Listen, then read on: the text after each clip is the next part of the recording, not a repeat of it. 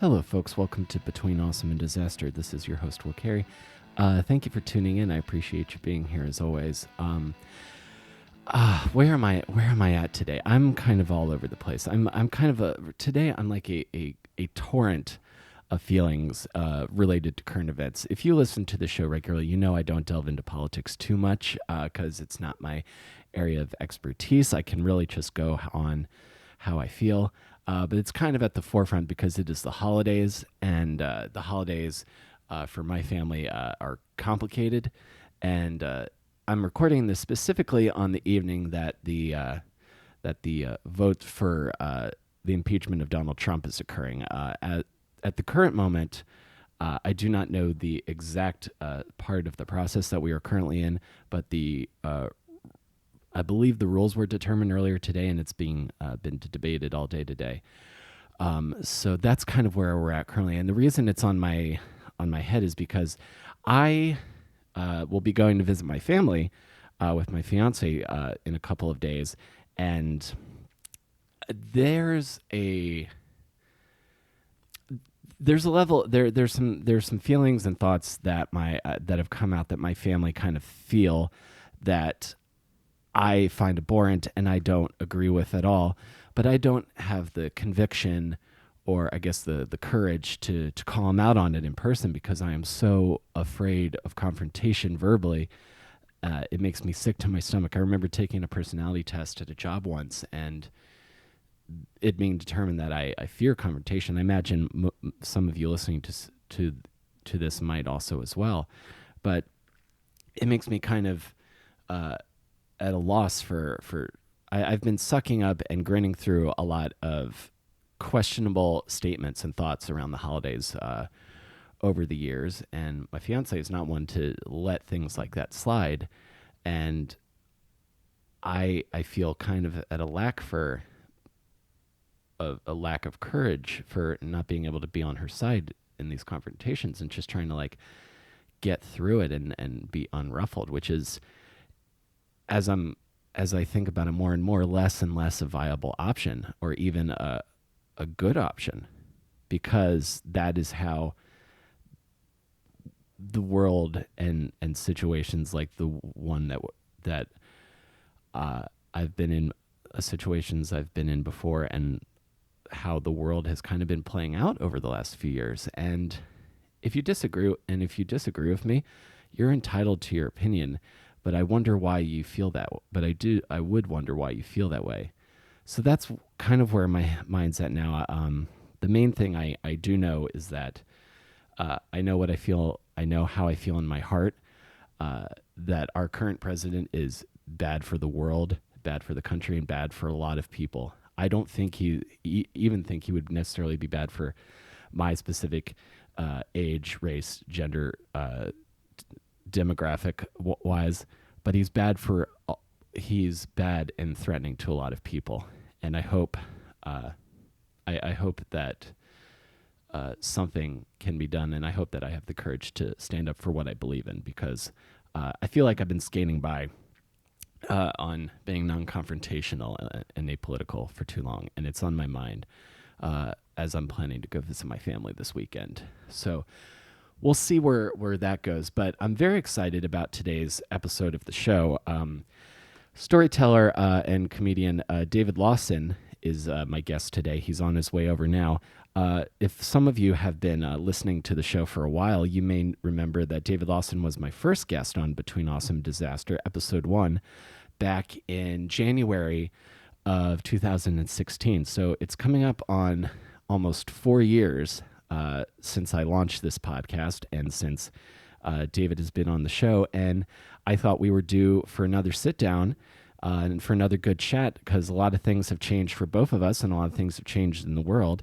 And I thought it was definitely time to catch back up and see how things are going. So I'm really excited to be able to get to talk to David here. I think it'll be a wonderful conversation, and I'm looking forward to it, because I really do mean it when I talk on this show about how much these conversations mean to me. I of course love that you specifically and other people listen to this, but I do this, and what got me through the years when very few people were listening, was that I really did get a lot out of the actual conversation itself, because you don't get to talk like this very often in 2019 going into 2020. So I really cherish this. And David is a good friend, and we have and we have a lot. We've hung out a lot outside of the podcast and have done shows. And he's He's someone that's come over to my house, and we've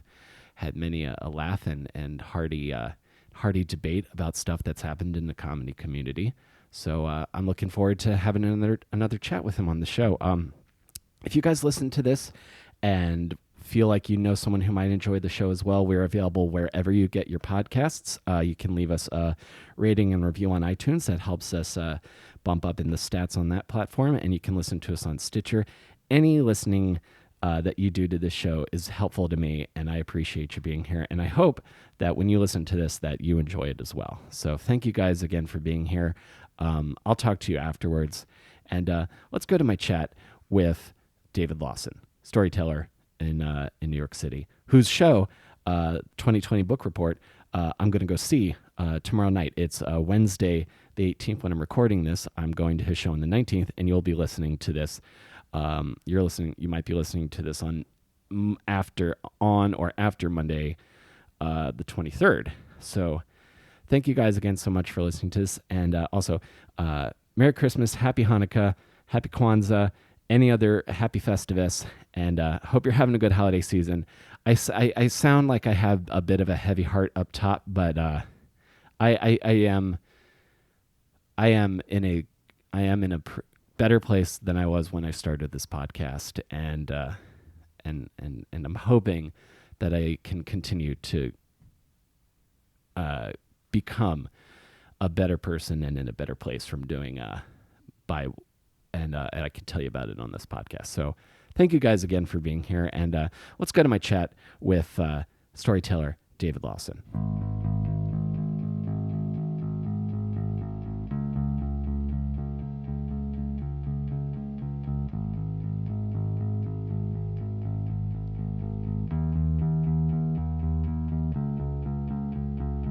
I'm excited to kind of get into some stuff because you were episode 1 of the show, David. And that was we're coming up on 4 years since we did that episode in my old apartment. Yeah, and that we did twice. Yes, because I fucked up the. I think I didn't plug something in all the way. Which is funny that was your first one, and you had to do it twice. Yeah, which makes sense. But we got the whole way until the very end. I was like, "Oh, I'm not going to talk about that."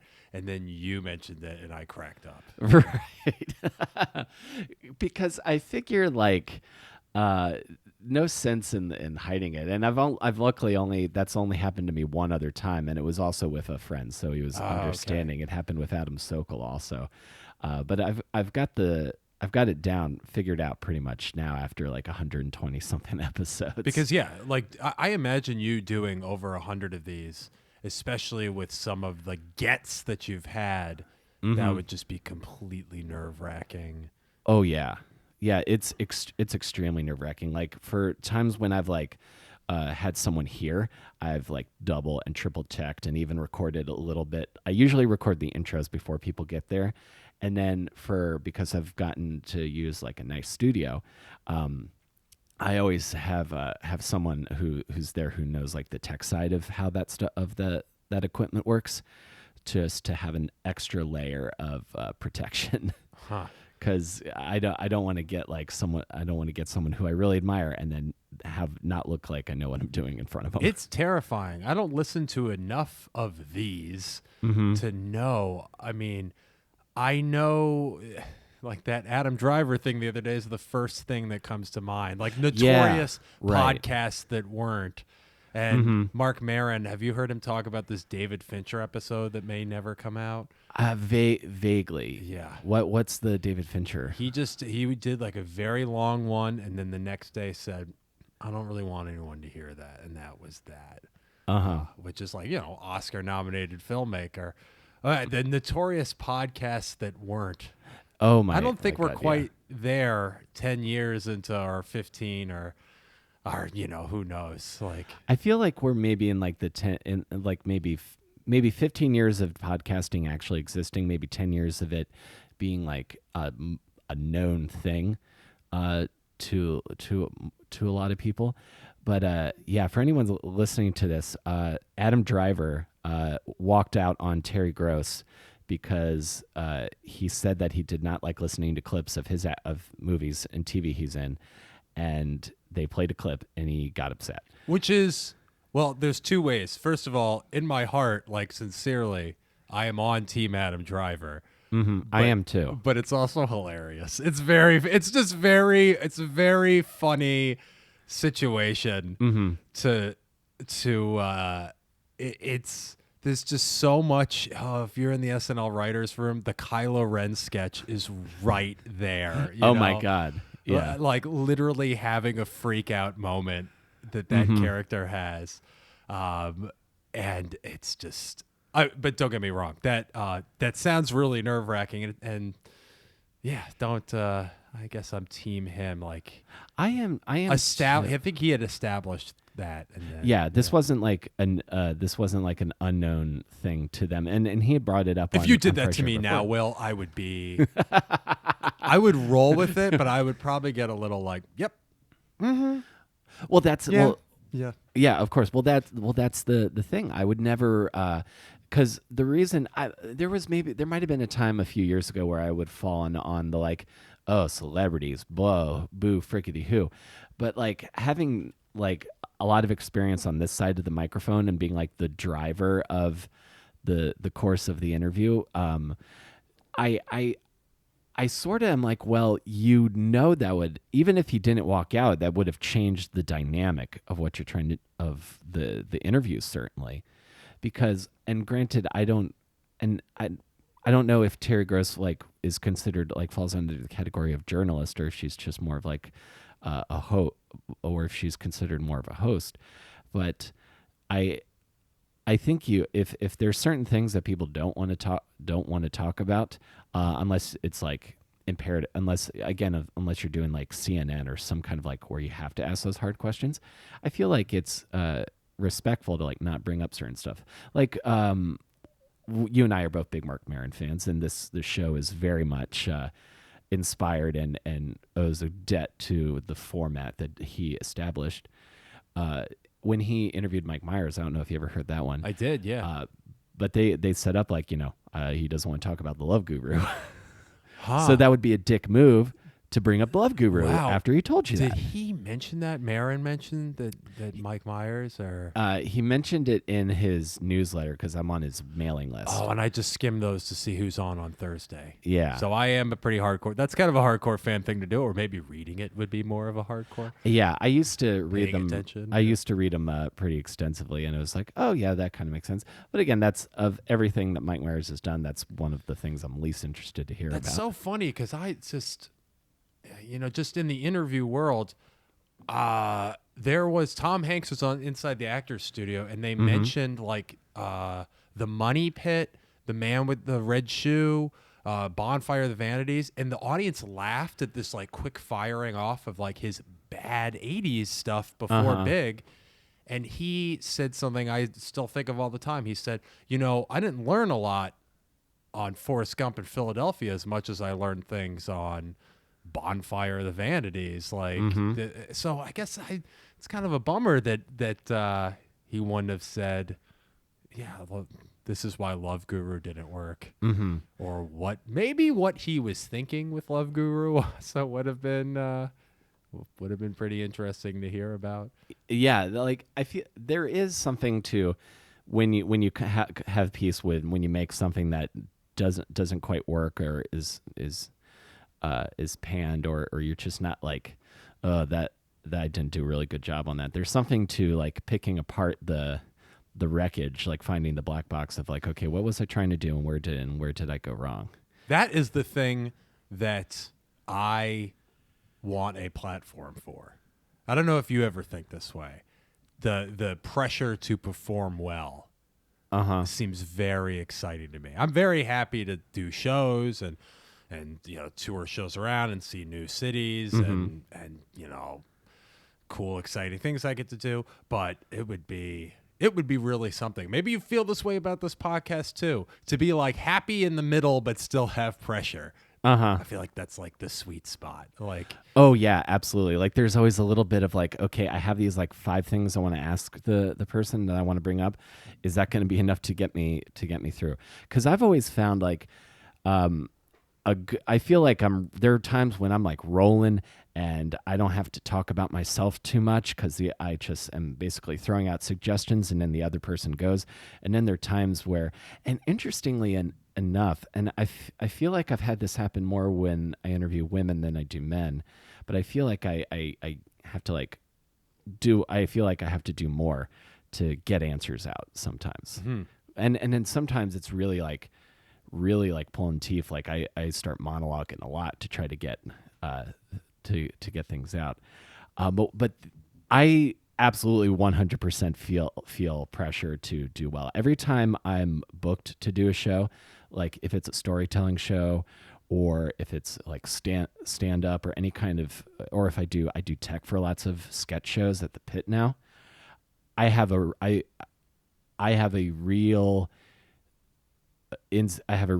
deep need to do well for whoever asked me to do the show. Yeah, but I feel that way too, but I just, before I am dead, it would be cool to have like, all right, here's like your love guru. You're taking your love guru shot, and it's like, oh, that did not go. I'm sure it's incredibly painful, but that's just got to be, like Kevin Smith with Mallrats or sure. I guess all those great women with the 2016 Ghostbusters too. Yeah. Yeah. Oh yeah, no, absolutely. Is there anything that are there any of your shows? Because the thing I love about you and something I would love to get into now, because is that I feel like your solo performing career is really taken some leaps in the last few years since we've talked. I remember when we were, I think it was maybe the second time I did my solo show. It was still called Laughing Through the Sad at the time. And we were at Bunga's Den, the bar that I got fired from, doing the show in the back. Have you seen this Facebook group, I Bombed? Yes, I have. And somebody posted on there, I have 2 words for you, Bunga's Den. Oh, you don't need to say anything else. There are some, I could tell you some stories about that. I mean, having to ruin someone's beer pong game on stage when you end the beer pong event and it's like, it's my funny storytelling event. You're starting pretty rough. That was the Bunga's way sometimes. Oh, absolutely. And I wonder, and I think with the kind of stuff you do, because it is so like long form and personal and closer to a theater performance than it is like rowdy nightclub comedy, that it could get rough quickly if you're in the wrong environment. Absolutely. Are there not even mean, just silence, and what are you doing this here for? Yeah, like you just hear that really audible like record scratch sound in your head. Yeah. I once showed up to a bar in I think it was the Lower East Side, to do my show because I heard they had a back room. The bar is packed, and then literally, I can't remember the name of it, but literally the performance space has like a giant like metal like sliding Leatherface door from Texas Chainsaw Massacre. And there's like no PA equipment, nothing at all. I think there's a couple of like wooden squares for seats. So I was really happy that no one showed up to that. Yeah. Because I was like, oh my God, I mean, what have before I done? I tried doing a multi-character show. It was called Spermicide. It was just about all like these despicable men that I hate, like the men who get offended by the Star Wars movie having 5 women with important roles in it. Sure. Or, the guy who like gets fired at Starbucks. Because I was like, oh, I wrote the name as a joke, like all these things. All those guys, yeah. And if I had a bigger platform and did that show, it would have been a disaster. because Yeah. I am not the multi-character guy. Mm-hmm. I just wanted to do a double bill with a friend of mine who is definitely the multi-character woman. Her show got like one of those runs at UCB Spank, so it did like really well. But I tried, so like that would have been my Love Guru had my platform been bigger. It's actually funny, for what it's worth. A really major critic came to see that show. Oh yeah. And I was like, well, they're never going to come see me again.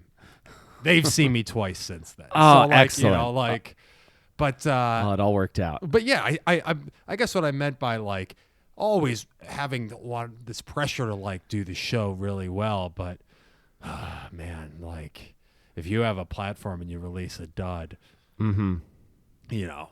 I even feel like in the Netflix stand-up world, they've been a few specials. They're not like notoriously hated, but people are just like, their new special is okay. Yeah, I feel like more and more over the last few years, you're starting to hear more people talk about specials they saw that are just okay. I also, for what it's worth, do get the opposite, where I think something's amazing and it's like not very That last Tig Notaro one was so good, and I thought should have like transcended into the world of like, oh, everyone, like the 2 weeks where everyone's talking about it. Yeah. But it didn't.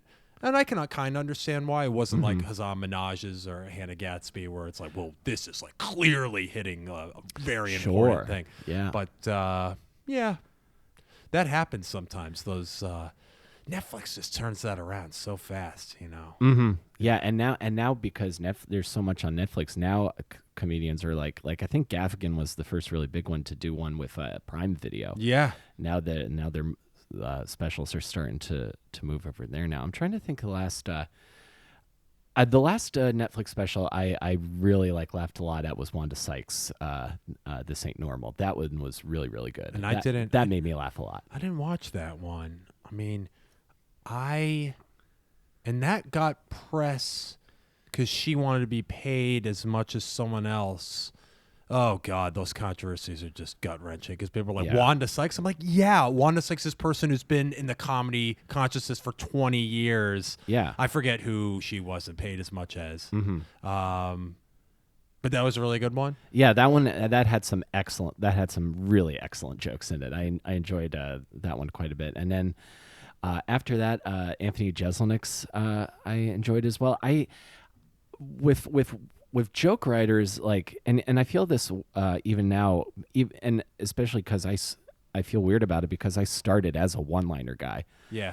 And now I've been around comedy too long, but if I really have to not see where the joke's coming, because otherwise I get too in my head about like, oh, well, okay, that technically works, but it doesn't. But it didn't quite like resonate with me.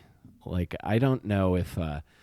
And which is something that I freak out a lot about stand-up is that it feels so like of the moment. And I've talked about this with a few other people. Like when I first listened to Lenny Bruce, Lenny Bruce's recordings, like I knew he was a brilliant comic and a genuine free speech warrior. like the complaining that I hear on Twitter is like, if any of the comics who complain about not being able to say whatever they want actually had to face arrest, they would change their tune so quickly. Yeah.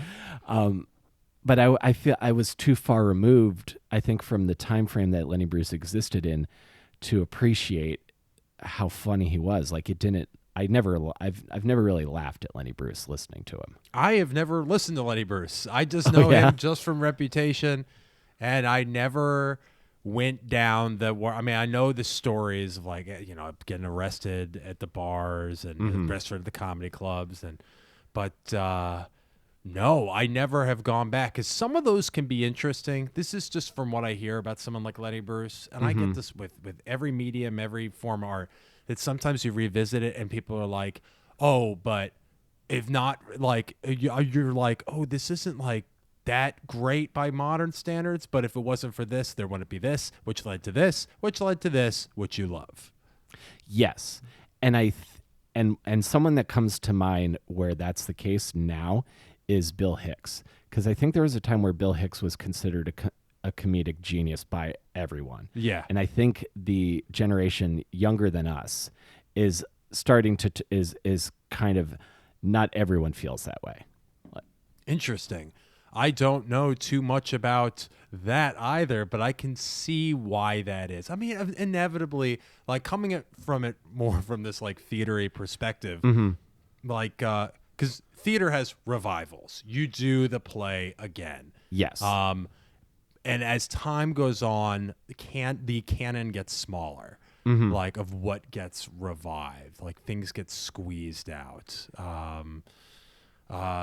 Maria Irene Fornes, this playwright wrote this great play, Fifu and Her Friends, and it was just revived for the first time in forever, and she kind of got squeezed out. And for whatever parallel that has, like if you're coming up now, you might not listen to Bill Hicks. You're still like Carlin is still there. Yeah, Carlin is still discussed. Richard Pryor is still, I think, universally acclaimed. People, of course, bring up his kind of like shitty history with women, but he's still regarded as a brilliant comic. So Mitch Hedberg, because is he still in there? Is he getting?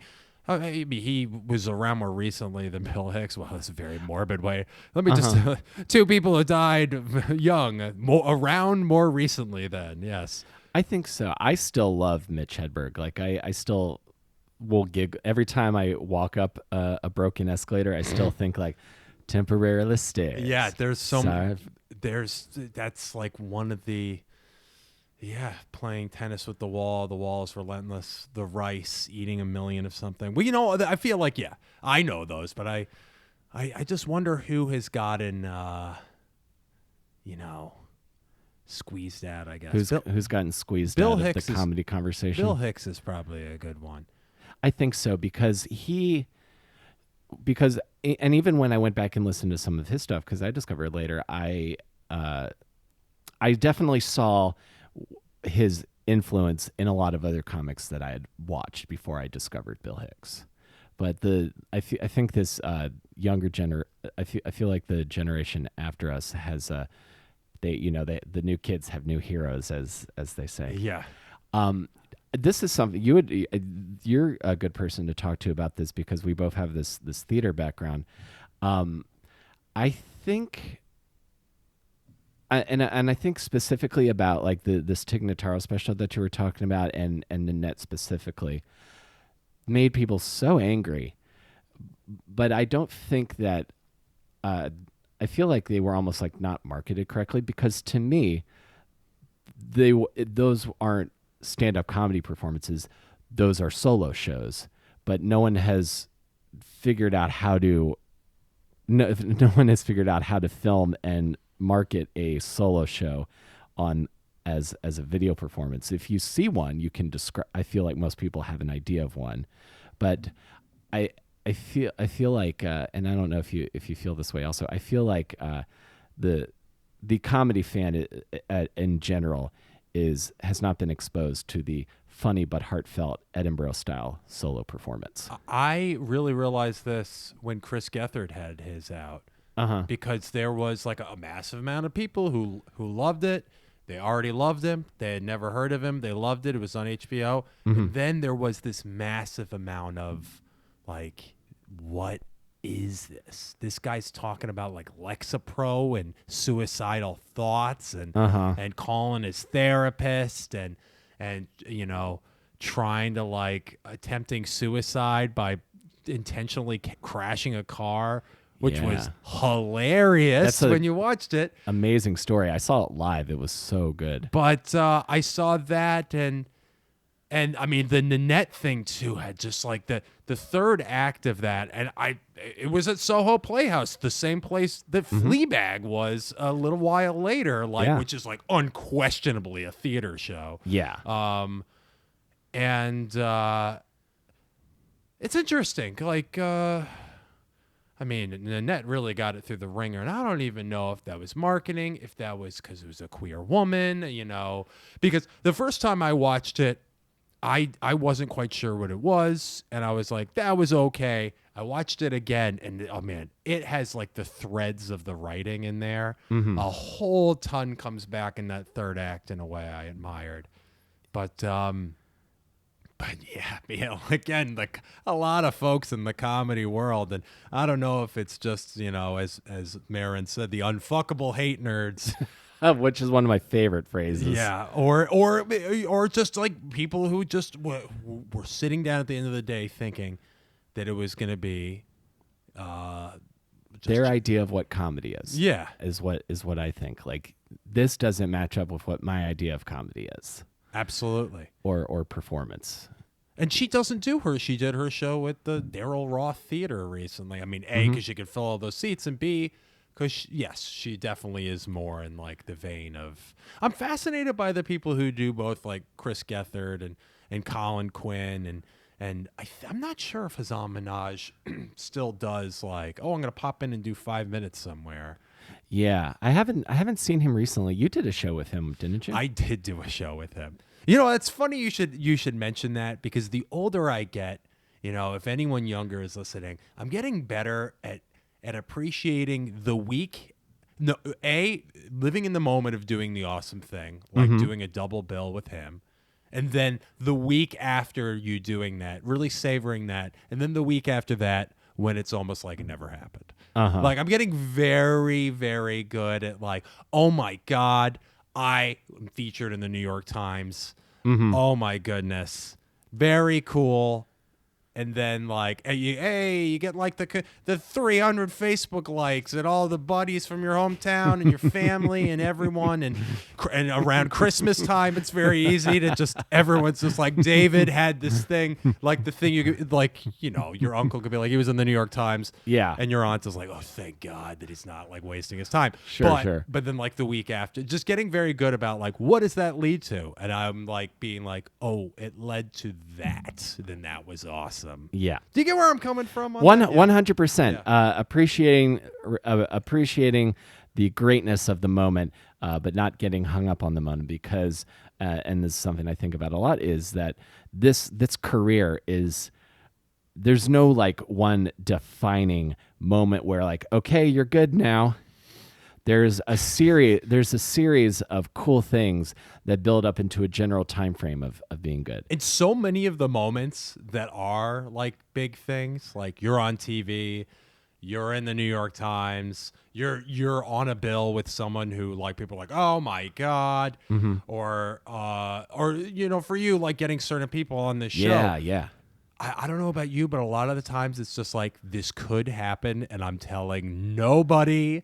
And then, like, plenty of those just fall apart. Like, so fragile.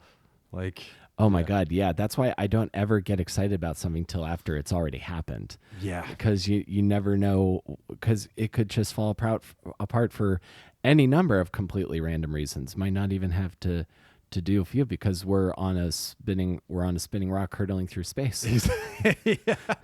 I also love that we're recording this in the middle of like a massive snowstorm. Did it start again? again? Yeah, it started up behind you. For anyone listening, we're at my dining room table, and we're in the middle of the snow squall, and it really has started picking up again. But nice. if there was a video component to this, we would have to put on sweaters and like a fake fireplace. So in the few years since we've talked, how many solo shows have you like written, staged, and performed? Are you doing like writing one and then like moving on to the next one? Because you're very prolific. There's almost the more I've done this, which is like coming up on 15 years now. There's always like the shows that have legs, unquestionably, like Flyer Guy. I handed out flyers for a museum for 4 years in Times Square about all the insane things I witnessed in Times Square in general.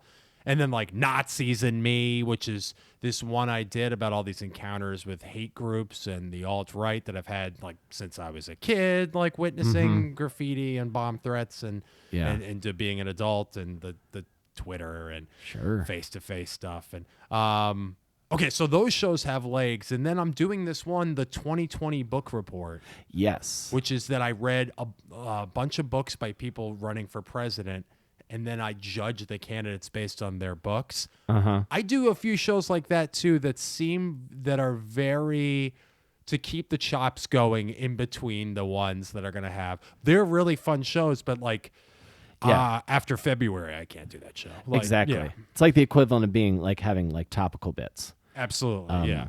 And then there's so many comics that don't do specials really, but they just are churning topical stuff because the year after they do the special, it's completely irrelevant. So that's a really excellent and I'm sure an excellent writing exercise as well, to have these like kind of like evergreen shows that you can do for a while, and then to take on a massive like hour-long project of like I'm gonna.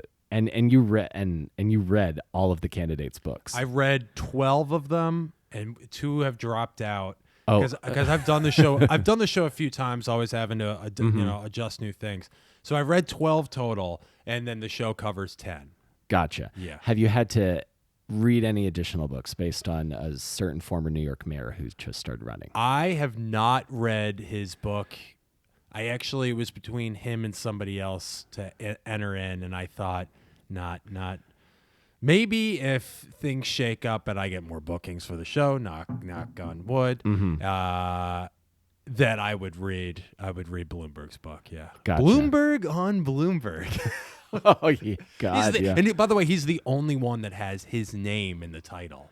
Of his book, yeah. Right. The other ones are like some like reflections on future aspirations. Shortest Way Home. Oh, whose is that one? That's actually the best-selling one of all of them. Take a guess. Shortest Way Home. And it's the best-selling of any of the books I've read. Okay, so if it's the best-selling out of all of them that you've read, that makes me think it's the one of the front runners. But I can't. I'm thinking Joe Biden. That's a good guess because you would think the front runner, but it's not Joe Biden. Do you want another guess, or should I end this bit immediately? Let's do the bit, man. This is the second one, so we're a little bit looser, and I dig it.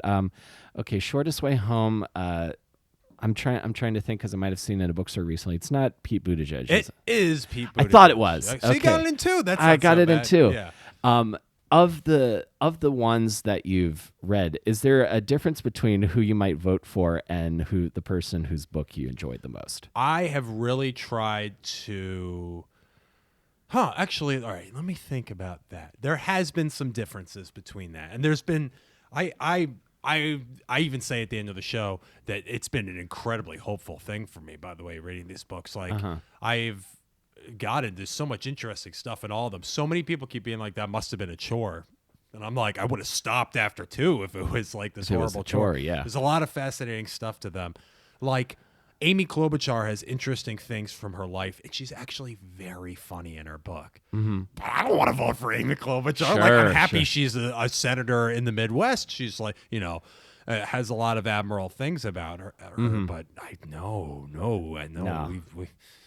We've enough centrist Democrats, please. Right, yeah.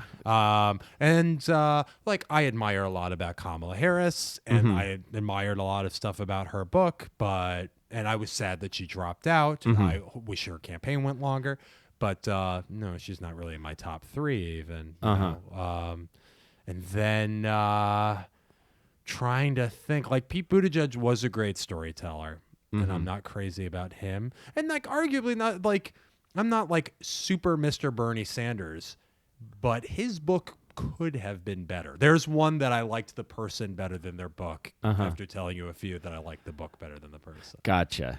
Yeah. And that's how I feel like watching them and like listening to them. Like there's lots of people, there's lots of the candidates that would be like,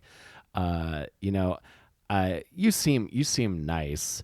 I don't know. I don't think I'd vote for you in the primary. In the primary, there's lots of that kind of reaction, and then there's lots of like Andrew Yang seems like someone like is like, because he's just gotten so many interesting endorsements from people that I like, including today Donald Glover, and then also Rivers Cuomo and Hannibal Buress.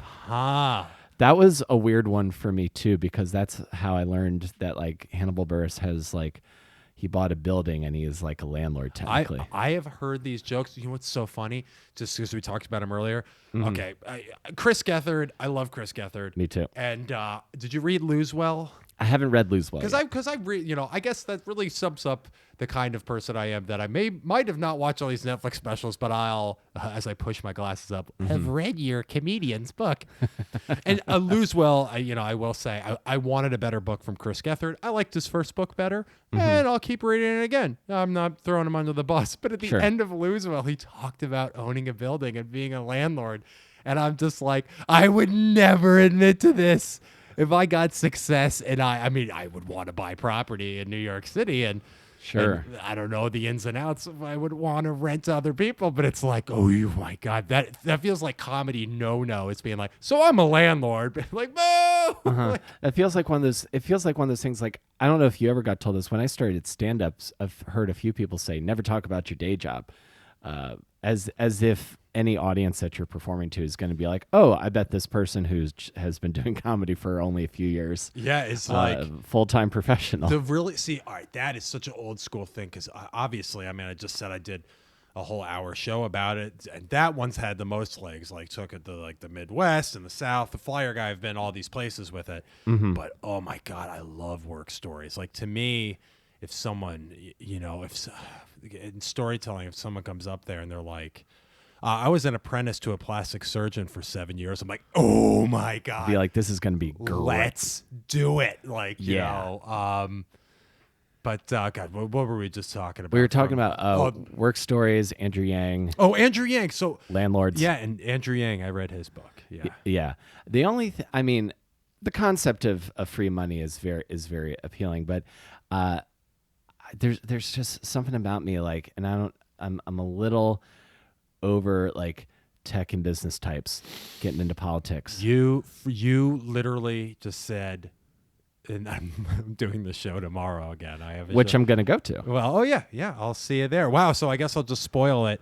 That he is the exact type of out-of-touch millionaire tech bro he is claiming to save us from. Mm-hmm. Yeah, with all this automation talk and all this stuff, he's like, the response to automation is this freedom dividend. I'm like, okay, yeah, hey, bringing the average American up to the poverty line, not the worst single issue to focus on, but dude, he just comes from that, Yeah, he talks like that type of person too, like a Bezos or a Musk or. Mm-hmm. Yeah, and there is and I do feel that at a certain point, if you have a certain amount of money, you just kind of forget what it's like to like either not have money or to just only have just enough. Like every time they do like those like when Bill Gates like was on Ellen and she was having him guess like, oh, how much does a box of macaroni and cheese cost? Like, I have no idea. Yeah. Like he's probably hasn't been to a grocery store in like 40 years. Oh, that sounds like such a painful bit. It also sounds like it would be easy enough to be like, I don't know, Ellen, you tell me, Ellen. Like, this isn't like. That's a fair point. Yeah. I mean, this isn't being on like this podcast. Right. Like, as we sit here drinking LaCroix, by the way, and whenever people are like, LaCroix, that's so fancy, I'm like, isn't it $1? It's $1. Yeah. Am I wrong about that? I mean, it depends on where you get it. I mean, here's my Super Bowl card. It's $1 at the vending machine at the museum I work at. Like, then that's because I've seen it in. I think sometimes they push it up to they might push it up to 2 if you're at like a midtown salad place. Which, by the way, is better than the extra quarter in this city. I've gotten used to it. I've chilled out. I used to go ape shit about the extra quarter in New York City. Oh no, me too. Like that started like when I was in high school, and you had to start bringing a quarter if you wanted a soda. Now I have the quarter, and I'm still a backpack guy. I was thinking about saying it was in my pocket. It's in my backpack. I'm a 34-year-old backpack using guy, but I used to hate the extra quarter. Yeah. Yeah. Yeah, yeah. I'm absolutely right there with you. And now, if while just this made me think about that. What one thing I have a theory that New York City should just hand the MTA over to Tokyo's public transportation for like a year because they would get it all figured out. Because Tokyo's public transportation is spotless, on time, efficient, crowded, sure, but they'll push you in there. That is so funny that you're bringing this up because I have just started trying to do an international trip every year. I went to Ireland last year. Oh yeah, I went to Italy this year, and I want to go to Japan next year. And you've been several times, right? yeah. I've been twice to Tokyo. Yeah. So just Tokyo? Anywhere else? Or? Just Tokyo. I've been to lots of the other surrounding countries around Japan, but in Japan specifically, just Tokyo. So it's funny because just in the limited research I've done, I've just been told like, all right, so you get to the Tokyo subway and you're like, that line looks awful. This train looks awful. Everyone's like, wait 2 minutes, and it's you're where like. You know what I mean? Like here, I feel like, oh God, long line might not move, and there it's like the line's gonna move like that. Yes, like, it does. Know? Yeah. The other great thing is you can buy a soda with your subway card. Yeah, and the other crazy thing with the bullet trains is this whole like bento culture. They have like, imagine if we had a culinary thing baked into the crust of Amtrak, which is also completely unsustainable and expensive, and I never use it. Like. I'm very much more the Bolt bus. Yeah, yeah. If I need to travel and I can get there on the Bolt bus, that's or the Mega bus. I was pretty loyal to Mega bus. This is just in my research. You know what I'm talking about? I feel like there's like a food culture baked into the. Well, God, what do they call the bullet trains? It starts with an S. Can neither of us remember it? I can't. I just call it the bullet train, but I know what you're talking about. Yeah, you can order a little bento box and they'll bring it to you. Yeah. Yeah, there's a certain level of like just basic probably off hospitality. Mic. Give me some Japan tips, just because we don't want to turn into the. Yeah, Rick Steves has his podcast. Of course, yeah. I have a list I can send you. That's one of my favorite places I've been. My next show is going to be all of my international travel stories. I have long thought that would be a great theme for you. Thanks. Yeah. Yeah, that's been the plan. I've heard the Turkey and Revolt story. Yes. Right? That was genuinely scary. That's the one that comes to mind that you were like, did you have wearing the wrong soccer shirt? Where was that? That was Barcelona. Okay. That was a couple of days before Turkey. Was that wrong colors or wrong or you like alternate jersey? That was wrong team. That was wearing the away team's jersey to the heated rivalry game. Yeah. So that would be like the joke I do on stage. That would be like wearing an ISIS rules T-shirt on the front lawn of the White House. Yeah, I wore a FC Barcelona jersey to Espanyol Stadium, and they hate each other, and Barcelona are way better than them. Yeah. So they beat them all the time. Huh. The like big angry mob descended on me pretty much. Went to a 2019 World Series Washington Nationals game in August here in Queens, and the Mets walked off the Nationals, and I didn't like take my hat or shirt off, and only one person said anything. Not only that, but I hate the Mets, and it's definitely bad Mets fans. There's bad fans of every team, and there most definitely is. A guy shook my hand and said, "Hey, rough night, but thanks for supporting your team on the road." And I was like, "Wow!" It was like a nerdy fan like me. It wasn't like a hey, brah, all day, brah. It was right. But that could go south really quickly. Oh, 100%. Yeah. I like those guys though. Those are the guys when my friend from Ottawa and I went to see the Senators and the Islanders play, and it ended up being like a 6-5 win for the Senators. And the great thing about Islanders fans that I observed at that game is that like they would like, you fucking bum, you great, depending on how well the person was doing, player was doing at the given time. But yeah, so the soccer culture outside of the U.S. is so passionate, and those wild, and those rivalries are taken so seriously that it could That's when I was like, if I ever attend another international match, I'm just gonna I'm either going neutral. I'm wearing the home team. Yeah. Doesn't matter. That one was. Those are probably the two craziest international stories I have. There's of course driving through a rainstorm in Panama when me and Chelsea had literally been dating for like a few months. Wow. Were you just were you there just was she working or were you just there vacationing or Panama was just a quick vacation. Okay, It was just gotcha. a quick trip. But I'm trying to the other crazy one that I've told at your storytelling open mic here in Astoria at the Astoria Bookshop, support local business. Yes, please. Was the Santiago, Chile story where I had to run from the police. And I don't remember the gist of that one. That was a work trip for Chelsea. So we were part of a protest against Walmart because Walmart owns a chain, a department store chain in Chile that's unionized. And I just want to say this is just so funny. It's like never talk about your day job, and then I'm like, what is the statute of limitations for your significant other's day job? This is a pretty. I feel like she talks about this at parties. Oh, so, yeah. So I don't feel like I'm sorry to interrupt, but no Chile, problem. Walmart.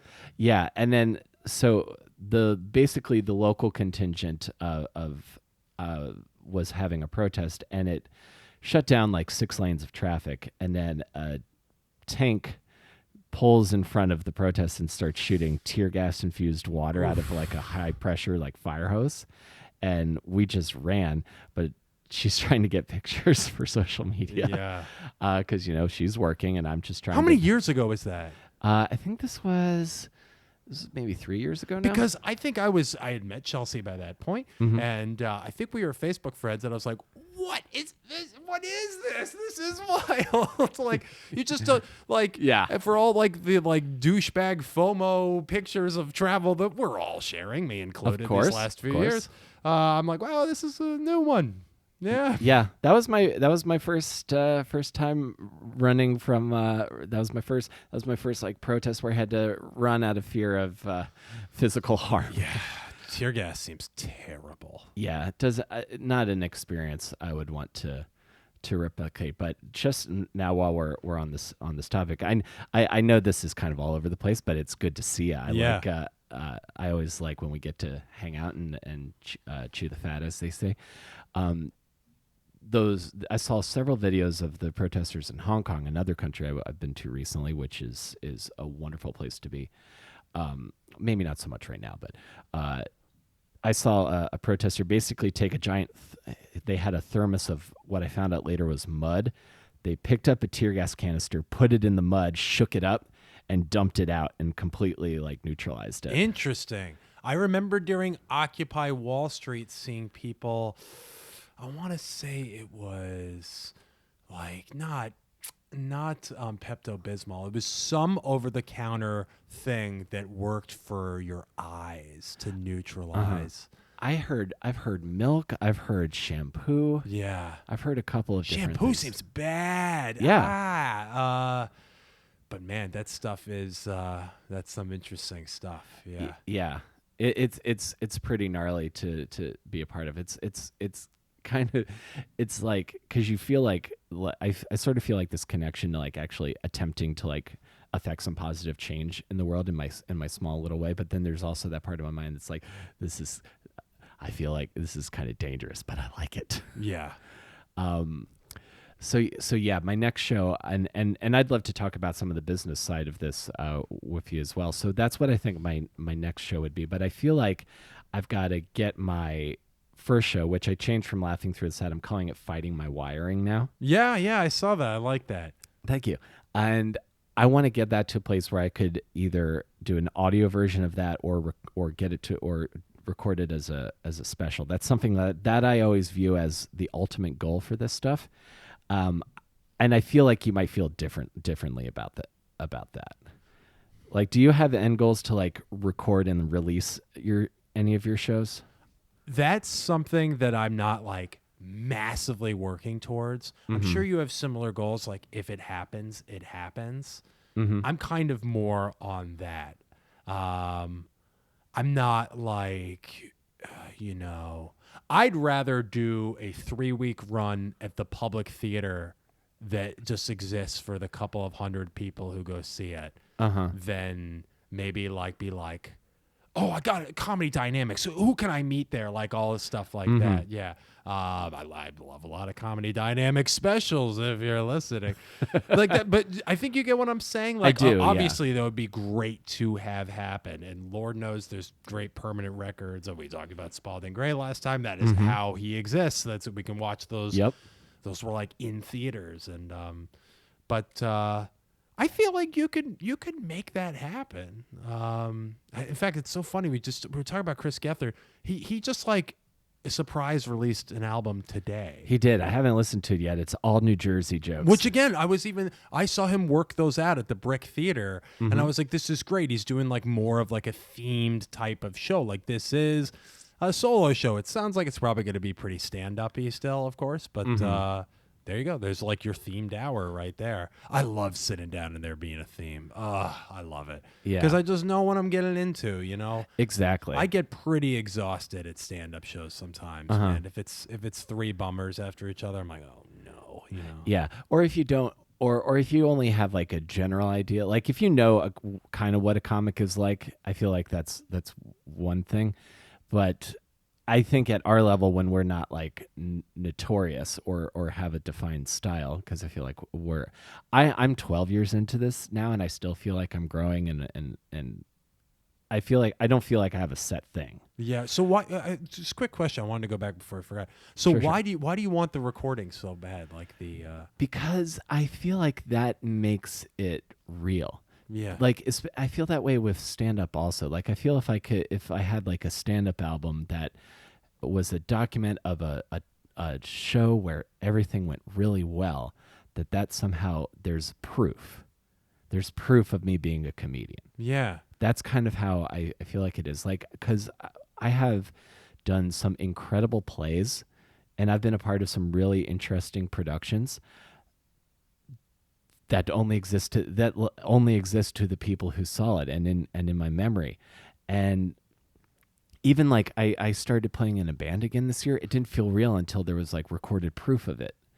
So I feel sort of like the documentation of it makes it real. Like it's not real until that. Huh. That's sort of like I don't know if that's some kind of like subconsciously like fear of like not existing, or if that makes any sense. I didn't think that at all, but I'm not qualified to say it could be. That's a decent theory, but it might not be that like negatively charged. It might just be, it's cool to think of someone just like finding you on Bandcamp or Spotify, and being like, whoa, this is awesome. Yeah, because I think about how I discover stuff, and like I discover stuff because I like hear it and then I seek out more. Like I first heard of John Mulaney because someone sent me the Salt and Pepper Diner story, which is such a funny story. Yeah, I don't know if you've heard it or not. I have not. No, it's very it's a pretty famous bit of his from his like first album before he was as massive as he is. So here's another thing, by the way, kind of going back to this podcast shop talk, because you just found out about that just word of mouth. That was just one connection. Yeah. What I think is interesting, and I feel like this show's had it too, is if you have someone on who has their own podcast and you get all their fans, this has happened for me.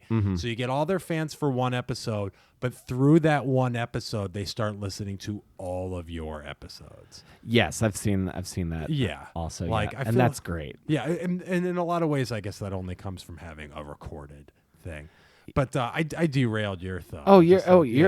It's all good. Like, just having the recorded thing to go to, because that almost seems to be like I make this like restaurant metaphor a lot. That's like the podcast. I feel like the podcast or the recorded stuff. That's almost like that's almost like the digital version of me handing out flyers, or like I have like free samples or something. And then if you like that enough, maybe you would want to pay to see me live, because to me is like the biggest ask as a performer is not just asking for money, but time.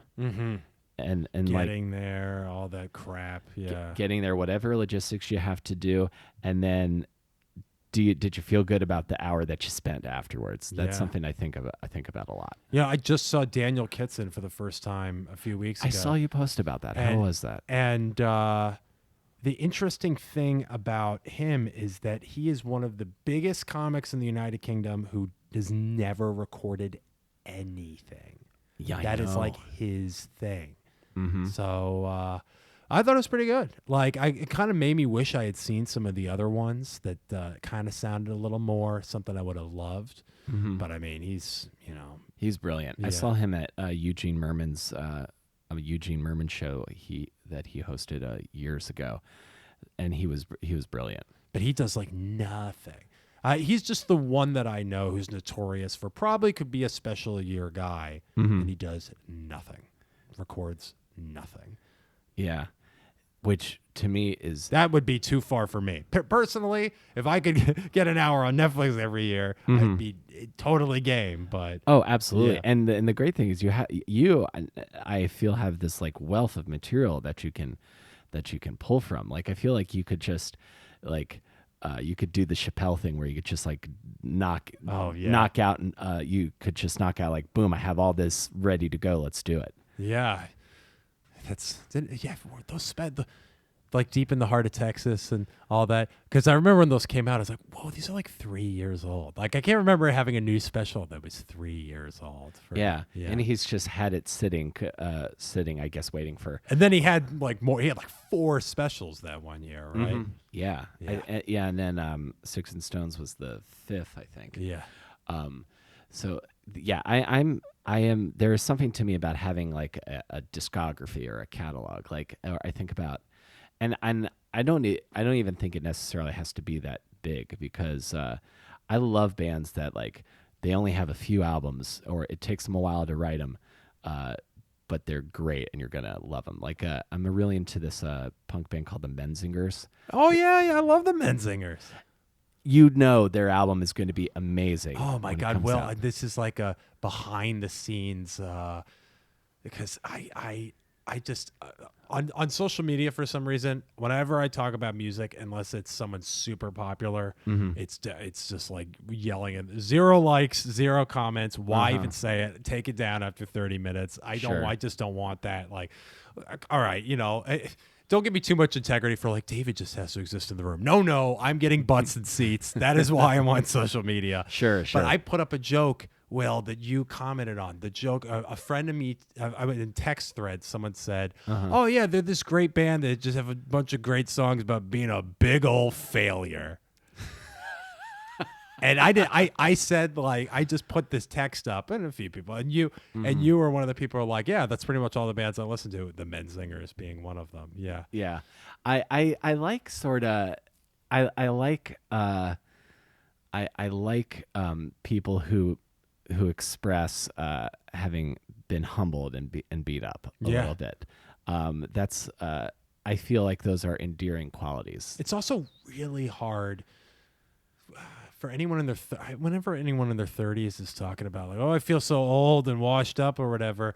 It's really hard to do well, but they do a lot of like, I wasn't what I was. Things are not how they were. And then, in conjunction with, I guess don't they have a few songs that are just like, it's a beautiful night. I saw a shooting star in the back seat of a car. The thing I'll say about the Menzingers is that they make me feel nostalgic, and this is something a YouTube comment I related to. They make me feel nostalgic for relationships I've never been in. Yeah, that's good. That's like rock music is great about stuff like that. Yeah, the thing I love about them is like they and they kind of fill the void that the Gaslight Anthem's indefinite hiatus left in my heart. Is they have like that heartland rock, sort of like Bruce Springsteen. Like I'm a regular person and a live, and times are tough, but it's gonna be okay. But they filter it through this like punk, this like sonically punk rock kind of guitar sound that really just hits me on every level. There's a few great, like Japan Droids do that really well if Yep. you ever listen to them. Yeah. Yeah, I was always still am a huge Hold Steady fan. They had a new album this year. Yes, they did. Do Yeah. you know from a business perspective, actually, do you know what they do now? What's that? They had a new album, which I didn't think they would do, because for years they would just put out a few singles every few months Mm-hmm. and then play the 6 to 8 cities where they could get big crowds, and they would do like 5 to 6 dates at runs in those cities. Uh-huh. And I'm like, interesting, because I think they didn't want to like go to Cheyenne, Wyoming, and do okay, and then go to Philadelphia and it's like packed, Sure. Yeah.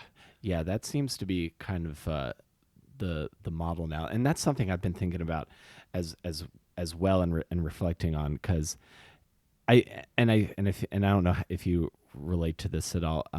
Given that, like, I think our lives have changed in some pretty positive ways since the last time we chatted.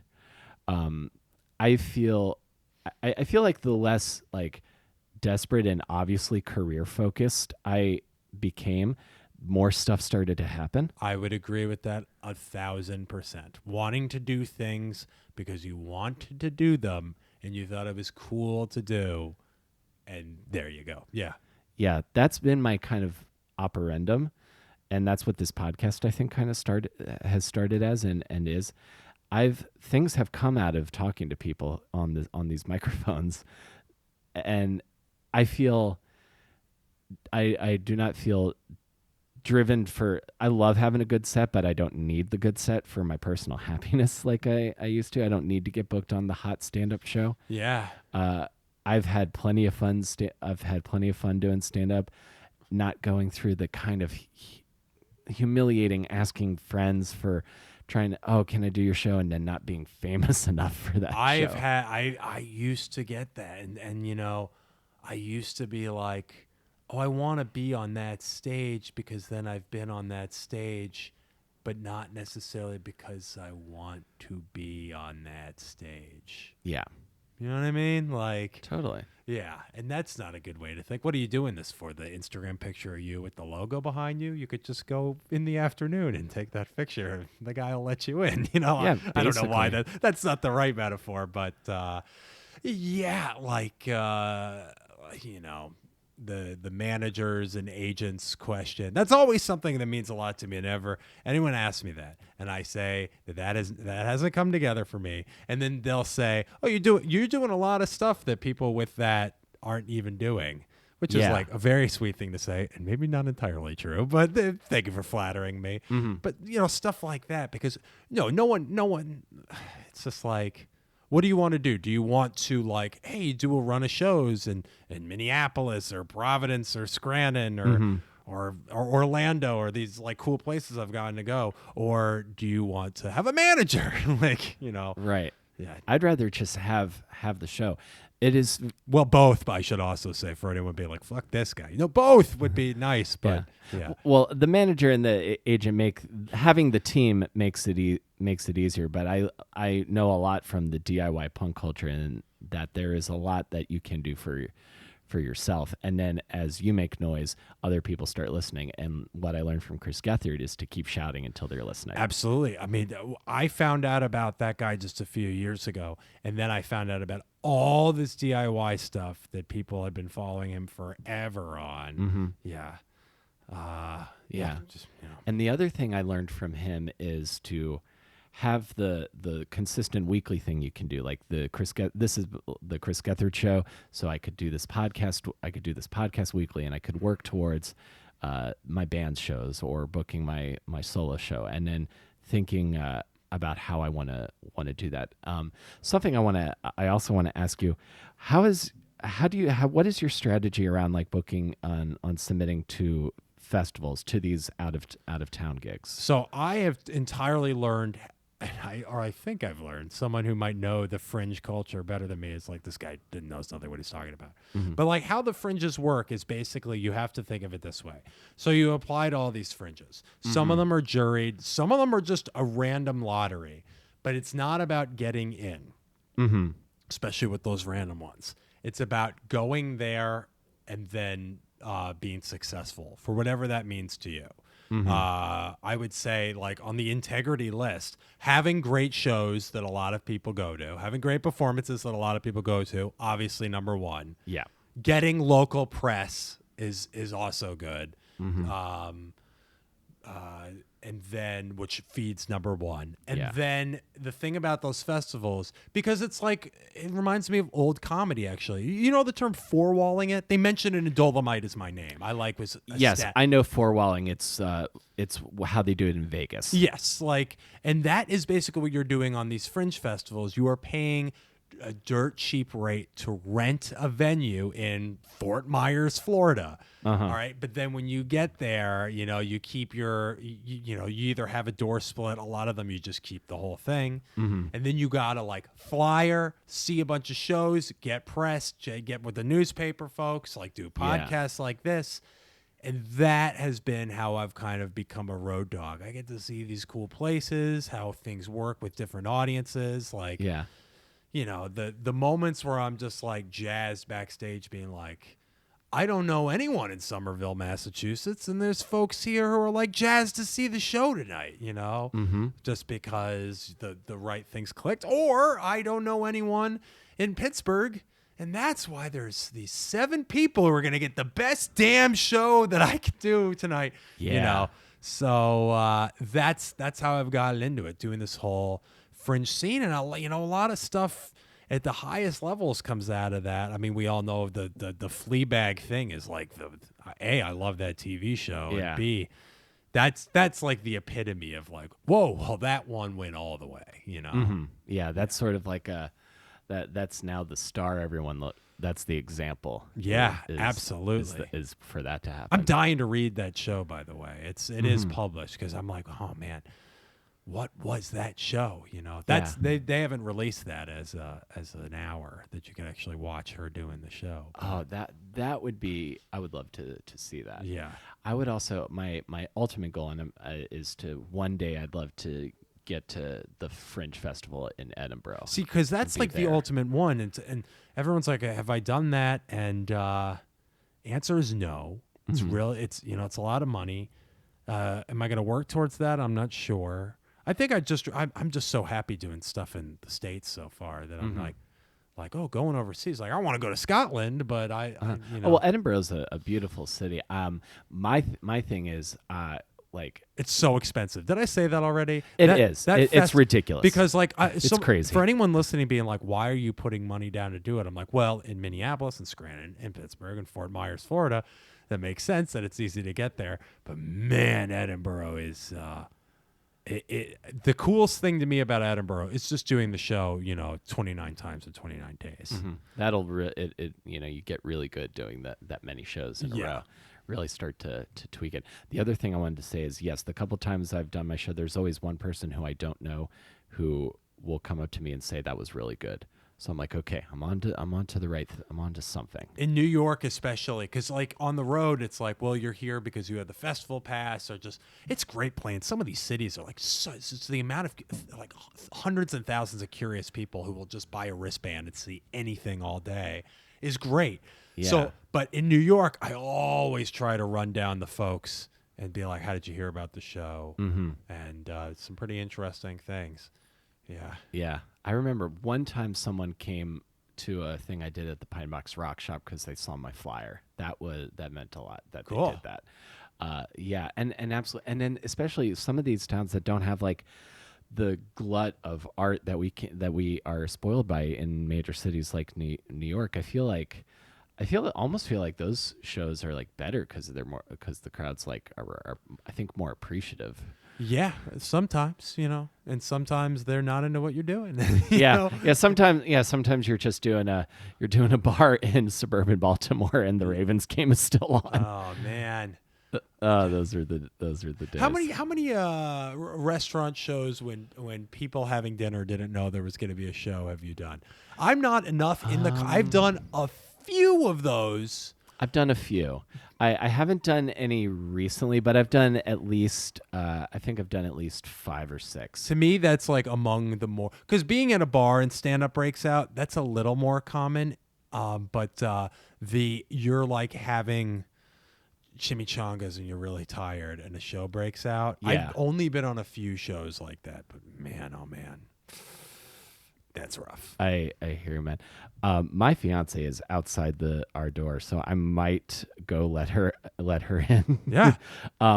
Dude, this has been so great. I'm so glad that we were able to come back and talk again. Yeah, absolutely. In fact, this is a great way, not to prolong you letting Chelsea in, but this just reminds me of the ending of the first episode of Between Awesome and Disaster, in which there was, we were like, we're doing this for the second time. Yeah. We're letting you in on the secret. Yeah. So this is the secret, folks. Yeah. But thank you, Will. Thank you so much for having me on again. I'm so glad that this show has been, really taken off. All these great guests, all these good things happening for you with it. That I was the first really means a lot. Thank you. Thank you so much, man. And I would not have made the rest of these shows if you weren't the first. And it's really cool to see you that you're traveling and continuing to perform and getting out on the road. It's really great to see, man. Thank you. Well, good to see you too. Good to see you too, man. Thank you so much.